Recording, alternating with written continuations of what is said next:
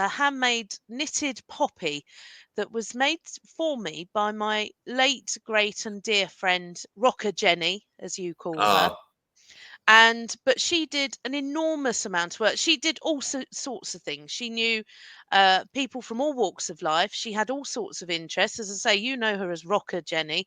Um, my mum and her used to have great debates because they were both politicos and used to yeah. hang Well, I mean, out with she the she was she was Conservative in her mid Party. seventies when I knew her, and still Yes, like listening to Deep Purple, that's which I it. thought And which Queen I thought was and incredibly cool. exactly. Oh yes, exactly. And so today is Armistice Day. Yesterday was Remembrance Sunday. Today is Armistice Day, and so it's important. Jenny used to do an awful lot of work for the Royal British Legion. She would knit poppies. She would go and stand outside various supermarkets, raising money for the Royal British Legion, and take part in various local remembrance services across the West Midlands. She died earlier this year, somewhat unexpectedly. Um, we all miss her terribly. So I'm wearing this Mm. poppy for her. She served in the West Oh, Midlands Police Force for 30 years, so she was very much involved in sort of serving our country, as it were, in terms of the police side of things. Um, but also, it's very important to remember Armistice. Armistice Day is particularly for those who died in the conflict in the First World War, whereas Remembrance Sunday is all conflicts since, and including that.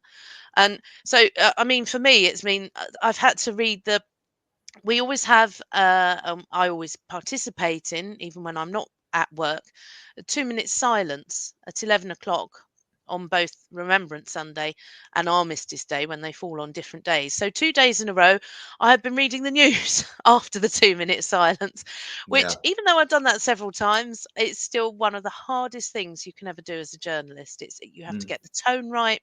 You have to, you know, the first thing you say to people is that the nation has just observed 2 minutes silence to remember and commemorate Armistice Day or Remembrance Hmm. Sunday and things like that. And it's a very poignant time of year, I think, as well.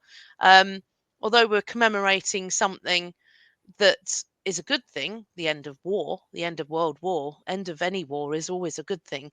Um, but equally, it's you know, there's still things that you are concerned about. You are commemorating the people who didn't come home, who didn't get to the end of the war, who, Mm. fought in terrible conditions in all world wars, even the more recent ones, like Afghanistan and the Gulf War and things like that, Yeah, they're and never the nice, Falklands aren't they? War. They're They're never never nice, pleasant. exactly.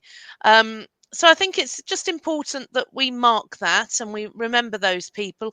And of course, we talk an awful lot about mental health here on the Midday Show, Hmm. and that was never talked about when soldiers those who did come home came home from the First and indeed the Second World Wars. Well, it used They to be called didn't talk shell about shock, it. didn't it? Yes, Now we shell call it shock. PTSD, That's right. post-traumatic stress disorder, but back then it was called shell shock, and there was no treatment for it. No. And it was just like, oh, they're shell shocked. They were never the same once they came back. And you sort of think, well, you know, Yeah, and why? why? I wonder why. Yes, we Yeah, look at well, it yeah, now and you can't believe it. Well, of course they're going to be shell shocked. They've seen things that you and I wouldn't even imagine in our worst nightmares. So, and it replays. I've spoken to someone who used to be in the military and still suffers with PTSD. He's a comedian, been on the Midday Show, wonderful guy. But he mm, described the flashbacks that he gets, and it's like a full color reliving that moment movie in the mind. It's just yes, I'm reassured to know there are treatments for it for PTSD, things like havening we've talked about on the show, which are very effective. But that's what it's like, pre-treatment. So it's not an easy thing to live with. So yes, be nice to see an end to all wars, but I don't think I'll see that in my lifetime. But there we go.